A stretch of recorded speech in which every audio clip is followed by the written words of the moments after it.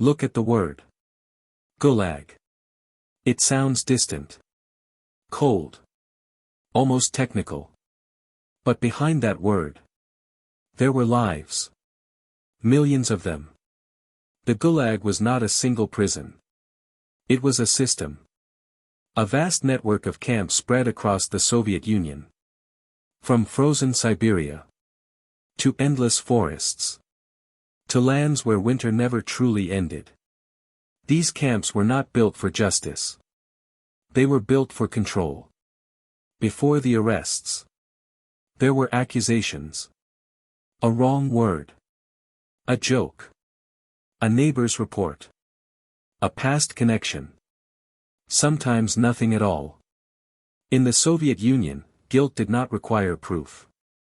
It required suspicion. People disappeared overnight. Taken from homes. From workplaces. From train stations. Fathers. Mothers. Teachers. Workers. Soldiers. Ordinary people. They were accused of being enemies of the state. Saboteurs. Traitors. Spies. Most had no idea what they had done wrong. Because often, they had done nothing.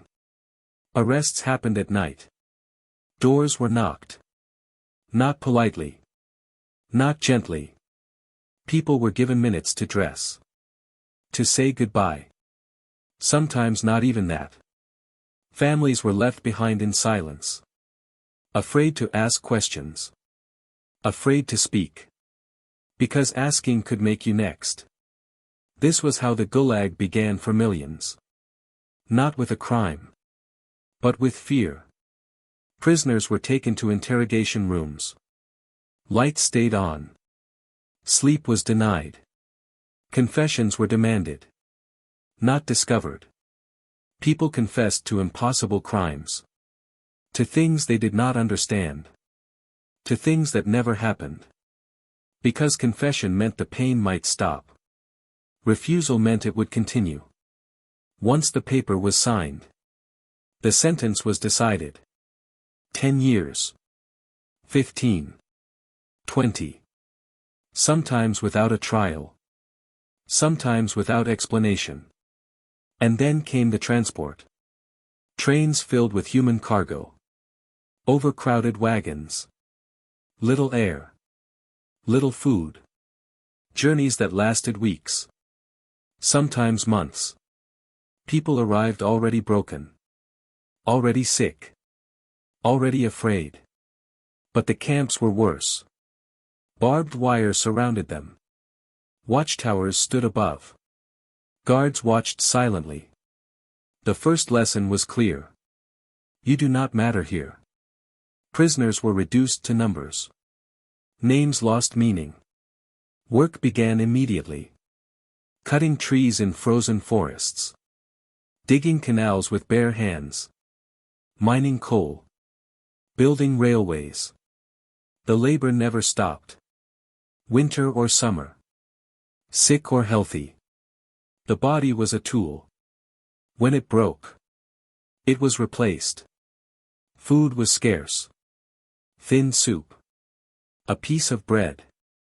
Hunger became constant. Painful. Unavoidable. People learned to think in calories. In hours. In survival. Every day was a calculation. Can I last one more? Illness spread quickly. Medical care was minimal. Sometimes non-existent.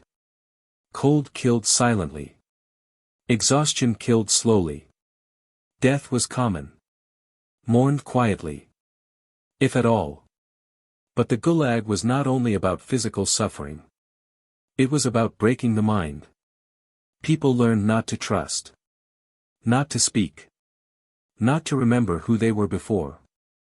Hope was dangerous. Yet. Some held on. They shared stories. They whispered poetry. They remembered their families. Because memory was resistance. The Gulag system was hidden in plain sight. Millions passed through it. And still, the outside world knew little. Or chose not to know. The camps were described as labor colonies. As re-education. As necessary for the state. Reality was buried under language. Because words can hide crimes. The Gulag was not a mistake. It was policy. It served fear. It served control. It served power. And it reshaped an entire society. People learned to be silent. To obey. To survive. Because survival became the only goal. This is how a nation was disciplined. Not by law. But by terror. And this is only the beginning of the story. Step inside the camps. Not through numbers. But through experience. Because life in the Gulag was not defined by days. It was defined by endurance. Every morning began the same way. Before sunrise. Before warmth. Before hope. Prisoners were forced outside. Thin clothes. Weak bodies. Frozen breath hanging in the air. Roll call lasted for hours. Not to count people. But to break them. Standing still in extreme cold. Sick prisoners. Starving prisoners. Old prisoners. Some collapsed. Some never stood up again. Then came work. Not work for productivity. Work for punishment. Cutting trees in Siberia. Digging frozen earth. Hauling stones heavier than the body itself. Tools were basic. Sometimes broken. Sometimes non-existent. Hands bled. Bones cracked. Muscles failed. But stopping was not allowed. Guards watched silently. Orders were shouted. Punishment was immediate. A slower worker received less food. Less food meant less strength. Less strength meant death. This was not accidental. It was designed. Food was a weapon. A thin soup. A small piece of bread. Sometimes nothing more. Prisoners learned to measure life in calories. To calculate how many steps they could take. How many hours they could survive. Hunger changed everything. People dreamed of food. Spoke of food. Argued over crumbs. Morality blurred under starvation. Not because people were evil. But because survival demanded impossible choices. Cold was another enemy. Winter temperatures fell far below freezing. Barracks were poorly built. No insulation. No heat. At night, bodies pressed together. Not for comfort. But to stay alive. Frostbite took fingers. Toes. Noses. Some woke up missing parts of themselves. Others never woke up at all. Illness spread easily. Typhus. Tuberculosis. Dysentery. Medical care was limited. Often useless. Doctors were prisoners too. Without medicine. Without tools. Without power. Many deaths were recorded simply as exhaustion. But exhaustion meant starvation. Cold. Overwork. It meant being pushed past the limits of the human body. Yet, life did not completely disappear. Even in the camps, people formed bonds. They shared stories of home. Of families. Of lives before arrest. They whispered poems. Recited books from memory. Told jokes quietly. When guards were not listening. Because remembering who you were was an act of defiance. Some prisoners helped each other survive. Shared food. Warned of inspections.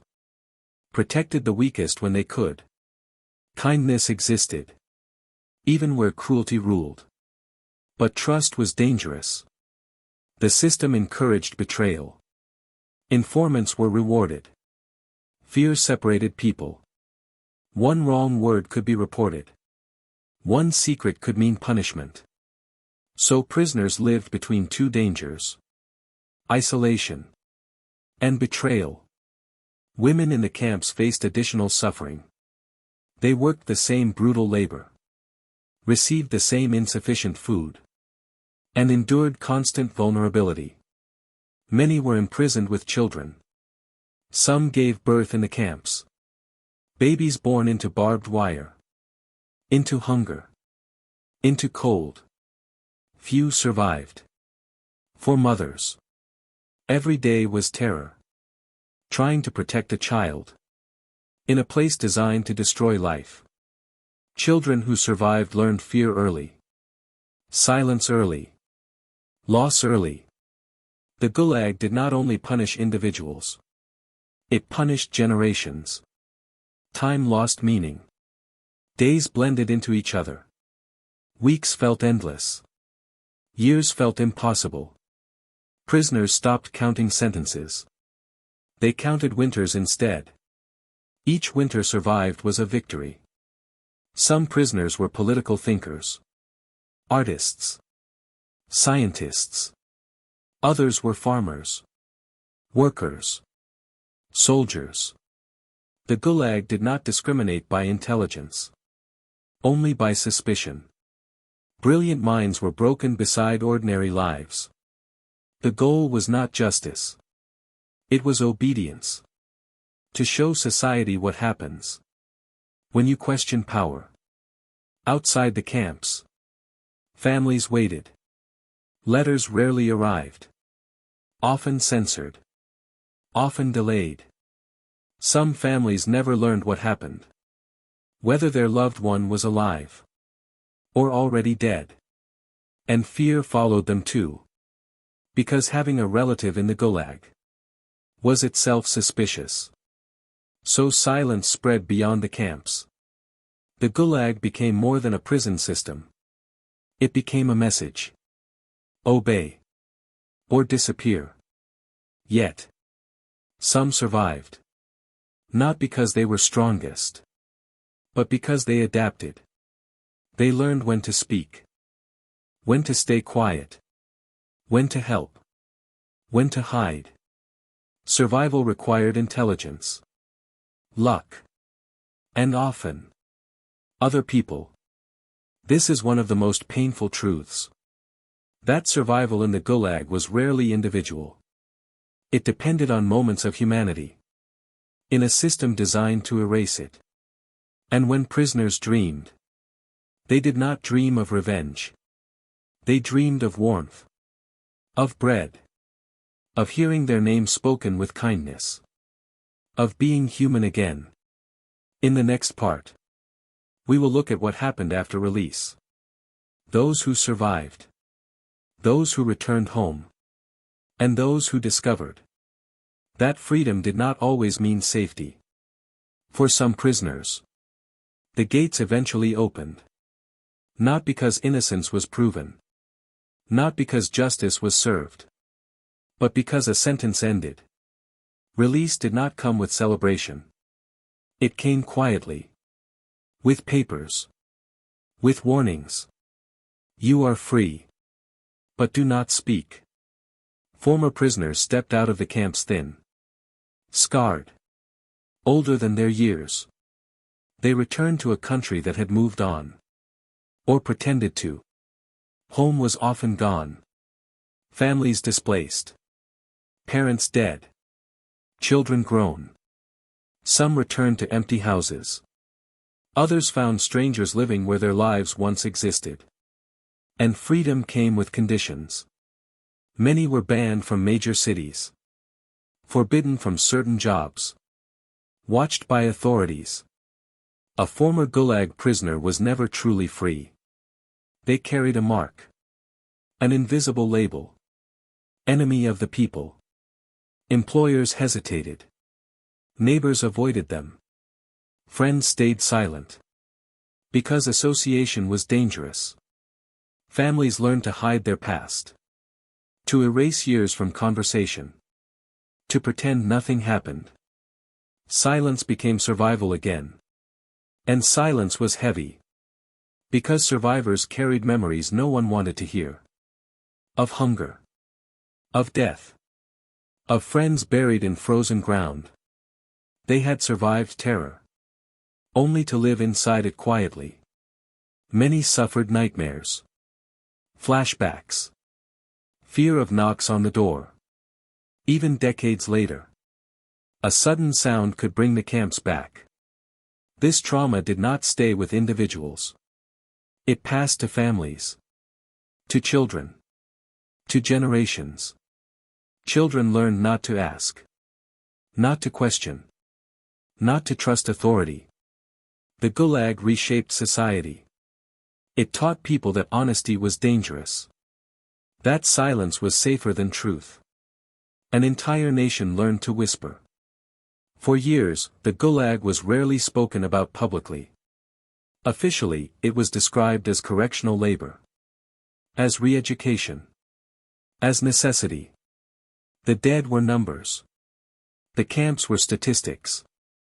Human stories were erased. But memory refused to disappear. Former prisoners wrote secretly. Hid notebooks. Memorized testimonies. They promised themselves. If the time ever comes, we will speak. Some names became known. Writers. Poets. Thinkers. People like Alexander Solzhenitsyn. Who survived the camps. And later exposed them. His words did what barbed wire could not stop. They traveled. They revealed. They shattered silence. Slowly. The truth reached the outside world. Not all at once. Not easily. Because the state resisted memory. Denied scale. Minimized suffering. But documents existed. Archives held records. Graves remained frozen in the land. And survivors were still alive. They spoke when they could. Where they could.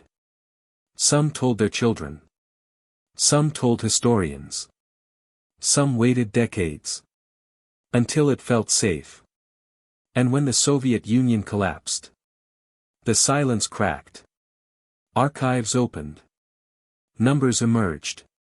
Millions had passed through the Gulag. Millions had died. Not as enemies. But as citizens. This revelation shocked the world. But for survivors. It was not news. It was confirmation. Confirmation that their suffering was real. That their memories were true. But recognition came late. Too late for many. Graves remained unmarked. Families never reunited. Justice was partial at best. And yet. Telling the truth mattered. Because truth restores dignity. It says. What happened to you was wrong. You were not guilty. You were not forgotten. The Gulag was not just a prison system. It was a warning. A warning of what happens. When power is unchecked. When fear becomes law. When silence replaces conscience. It showed how a state can turn against its own people. Quietly. Bureaucratically. Efficiently. And it showed how ordinary people suffer the most. Teachers. Workers. Farmers. Artists. Lives erased not for crimes. But for suspicion. The Gulag also revealed something else. That even under extreme oppression. Humanity does not disappear completely. Friendships formed. Kindness survived. Memory endured. These small acts did not stop the system. But they preserved something essential. The idea that people are more than prisoners. More than numbers. And this idea survived the camps. Today. The Gulag remains a painful subject. Some prefer to forget. Some prefer to justify.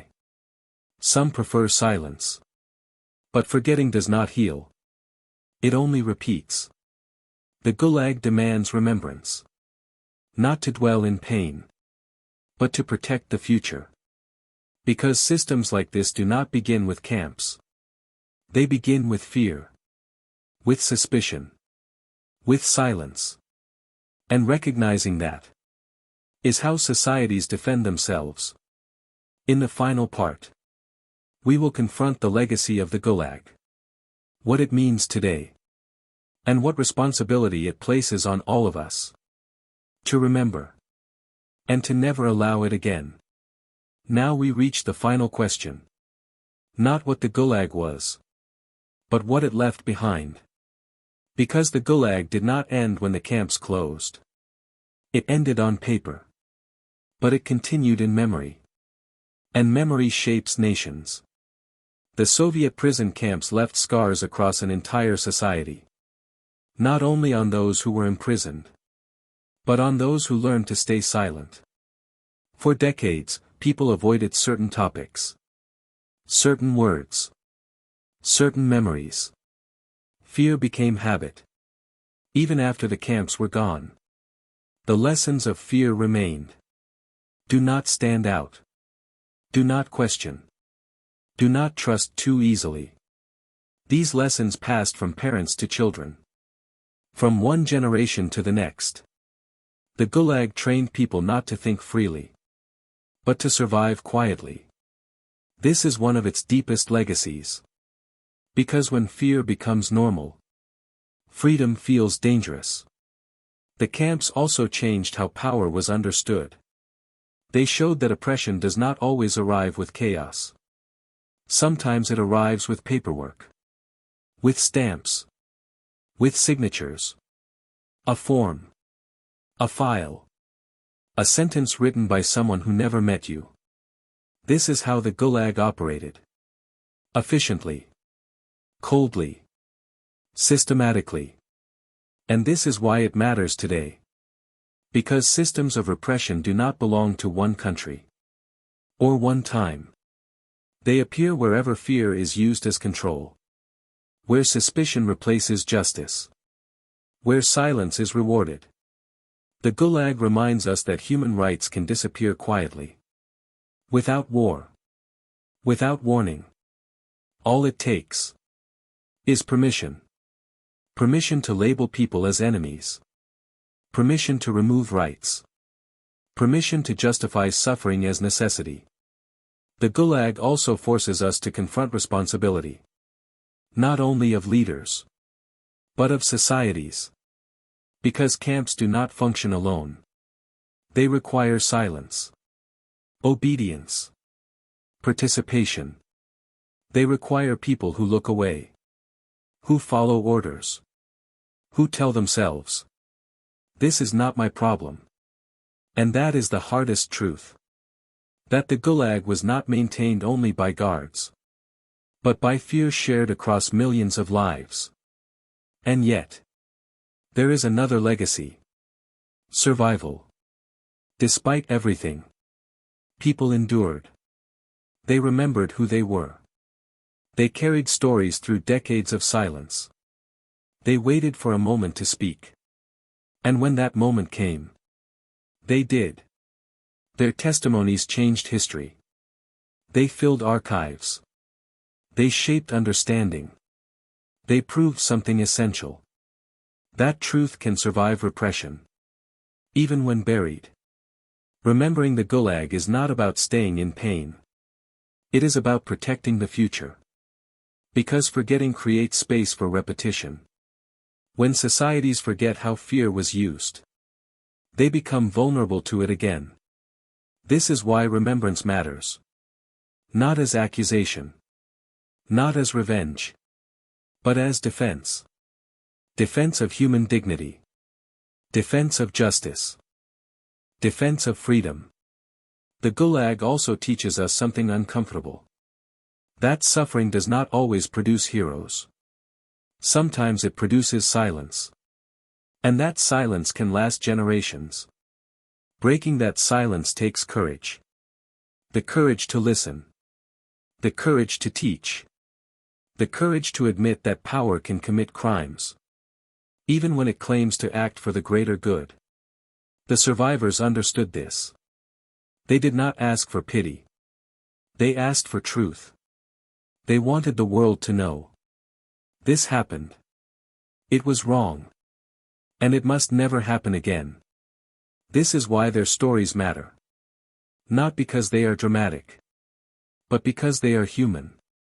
They remind us that behind every system, there are lives. Lives interrupted. Lives destroyed. Lives that deserved better. The Gulag was one of the largest systems of imprisonment in history. Millions passed through it. Millions did not return. And many were never buried. Never named. Never mourned publicly. Remembering them is not optional. It is an ethical responsibility. Because when victims are forgotten, the system that destroyed them wins twice. The Gulag also challenges us to examine language. How words like security, stability, re-education can hide cruelty. How official language can erase suffering. And how easily people accept that language when fear is present. This lesson is timeless. Every generation must ask, what words are being used today to justify injustice? Who is being labeled dangerous? Who is being silenced? Who is being removed for the sake of order? The Gulag is not only history. It is a warning. A warning written in frozen graves. In broken families. In decades of silence. But it is also a lesson in resilience. Because despite everything, truth survived. And truth changes how we see power. It reminds us that no system is above humanity. That no ideology justifies cruelty. That no state has the right to erase its people. The final responsibility belongs to us. To remember. To teach. To recognize warning signs. To speak when silence feels safer. Because silence is how systems like the Gulag grow. And memory is how they are stopped. The Gulag system is gone. But its lessons remain. They live in history books. In survivor testimonies. In the quiet determination to never accept fear as normal. This is why we tell these stories. Not to reopen wounds. But to prevent new ones. Not to accuse the past. But to protect the future. Because when people remember, power is limited. And when people forget, power becomes dangerous. The Gulag showed humanity how far cruelty can go. When unchecked. Remembering it shows humanity how far responsibility must go. To ensure it never returns. And that is the true meaning of memory.